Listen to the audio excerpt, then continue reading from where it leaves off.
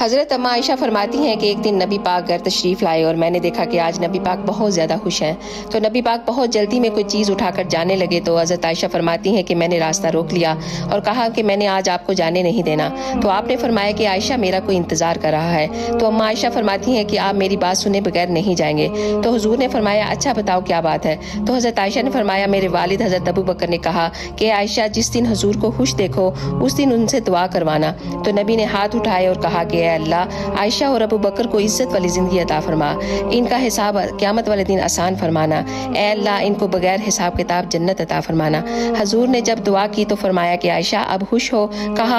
ہاں اب میں بہت خوش ہوں، تو حضور جانے لگے تو لوٹ آئے اور فرمایا کہ عائشہ میری دعا سن کر رو رہی ہو؟ مجھے قسم ہے اللہ پاک کی میں اپنے ہر امتی کے لیے یہ دعا دن میں 2 دفعہ ضرور مانگتا ہوں۔ سبحان اللہ۔ اللہ تعالی ہم سب کو اپنے نبی کے حکم پہ چلنے کی توفیق عطا فرمائے، آمین یا رب۔